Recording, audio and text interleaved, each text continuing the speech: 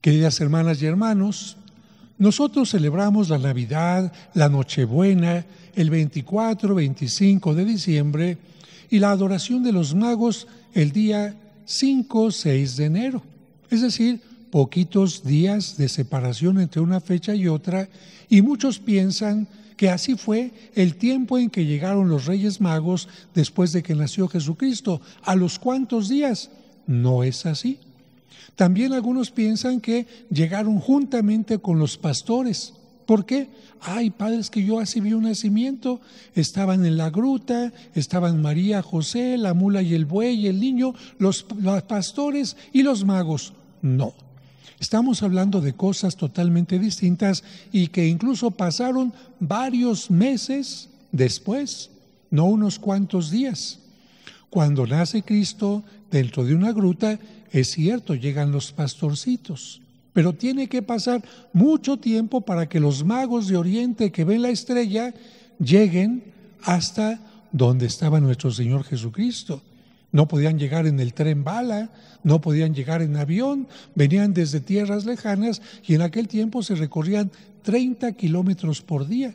Por lo tanto, no llegaron en la misma noche, en la misma semana del nacimiento. De hecho, si pusieron atención, el Evangelio dice que los magos llegaron no a una gruta. ¿Qué dijo el Evangelio? Los magos llegaron a una casa. ¿Qué quiere decir? Que María y José ya habían conseguido una casa donde establecerse temporalmente mientras el niño estaba un poco más fuerte para poder regresar a Nazaret. Y lamentablemente no pudieron regresar a Nazaret. ¿Por qué? Porque conocemos el episodio de que Herodes, enterado de que había nacido un niño que sería rey, pensó que le iba a quitar su trono y entonces mandó matar a todos los niños. Y José, cuando se enteró de esto, tomó a María y al niño y partieron hasta Egipto y ya regresarían a Nazaret hasta después de que Herodes había muerto. Así que simplemente porque el tiempo de Navidad para la iglesia se celebra entre el 24 y el 5 o 6 de enero, nosotros llegamos a pensar que los magos llegaron luego, pero fue un poco más de tiempo. Vamos a hablar qué significa la presencia de estos magos. Dentro de la pedagogía de Dios, es decir, la manera en que Dios fue educando a su pueblo en la Sagrada Escritura, Él quiso irse mostrando paulatinamente, es decir, poco a poco. Primero a Abraham, con quien dio inicio a un nuevo pueblo, el pueblo de Israel, y posteriormente, en diversas etapas y bajo diversos líderes, al pueblo judío que Él formó. Y aunque los judíos pensaban que su amor se limitaría a este pueblo, el amor de Dios fue más allá de esos límites. Un ejemplo de esto es la historia de Ruth, que podemos leer en el libro que lleva su nombre. Una mujer que no era judía, sino moabita, pero que por su bondad fue elegida por Dios y se convirtió en nada menos que en la bisabuela del gran rey David.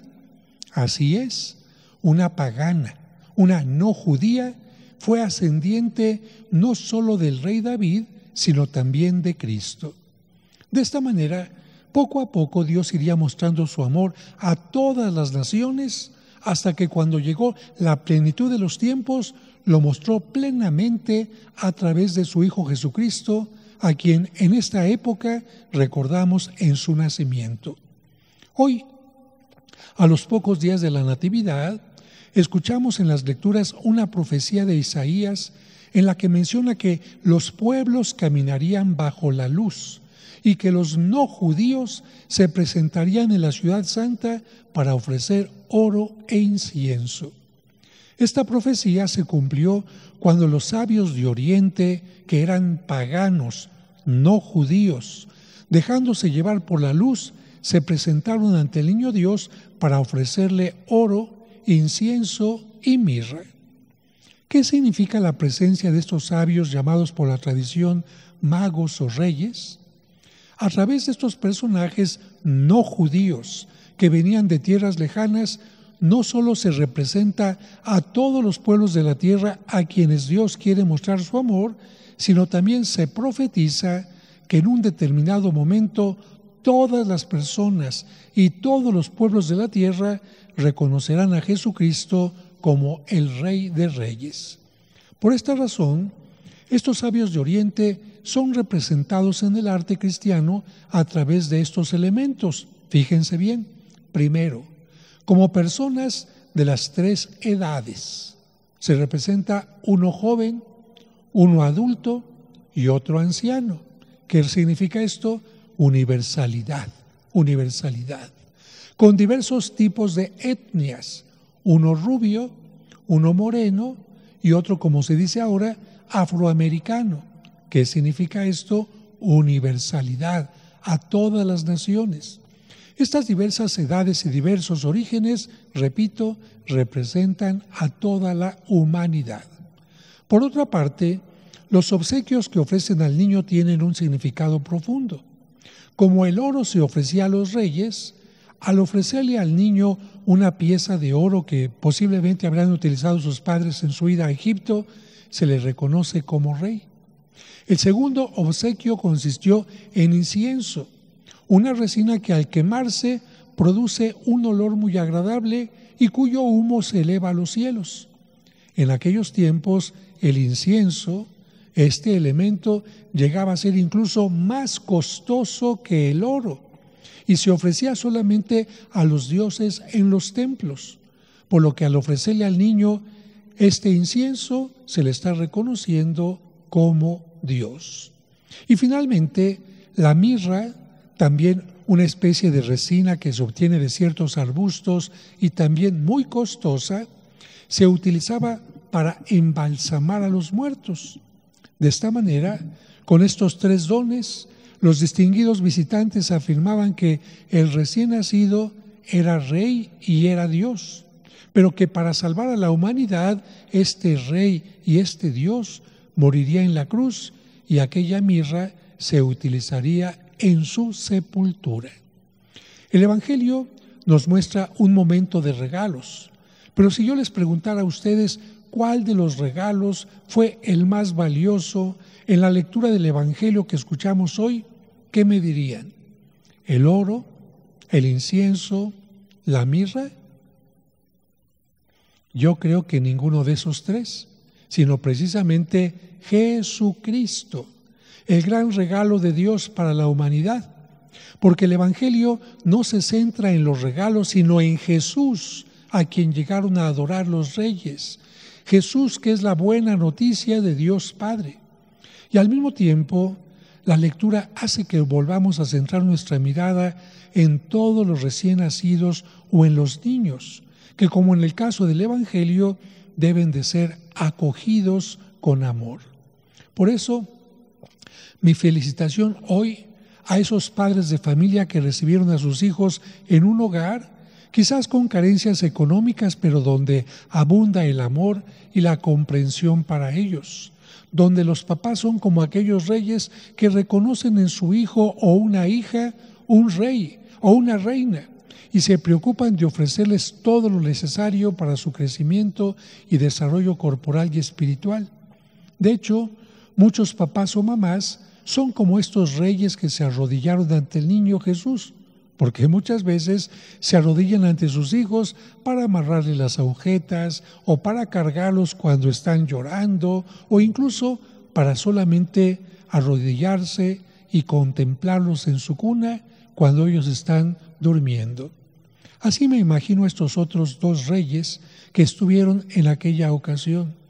¿Otros dos reyes? ¿Sí? María y José. Finalmente, el Evangelio nos habla de otro rey que nunca llegó a adorar al niño Dios, sino que por el contrario intentó destruirlo, el rey Herodes, que cegado por su egoísmo, por su soberbia, no pudo ver la luz que veían los otros reyes, y sin saber en qué lugar exacto de Belén se encontraba Jesucristo, ordenó asesinar a todos los niños de aquella región con el deseo de aniquilar al que sería el Rey de Reyes. Qué distintas actitudes. los reyes de Oriente adorando, dando cariño a aquel niño, los reyes José y María adorando, dando amor a ese niño, y en cambio otro, Herodes, dando odio, destrucción y muerte. Así es el ser humano. Hay quienes se quieren dejar llevar por la luz que Dios nos da y otros cierran los ojos ante esa luz, lamentablemente.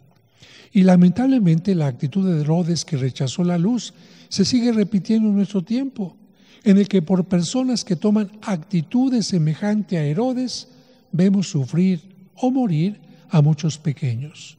Pero afortunadamente podemos ver también en nuestro tiempo a muchas personas que siguen el ejemplo de los magos de Oriente y se alegran ante la presencia de los recién nacidos o de los niños un poco más crecidos y los llenan de afecto. Así que en este día demos gracias a Dios porque, aunque inicialmente mostró su amor solo a los judíos, posteriormente lo manifestó a todo el mundo, representado en los magos de Oriente. Por eso, esta fiesta se llama en griego Epifanía, que traducido al español significa manifestación. Epifanía significa manifestación. ¿Y qué significa esto? Que Dios, el Hijo de Dios, se manifestó a todos los pueblos de la tierra.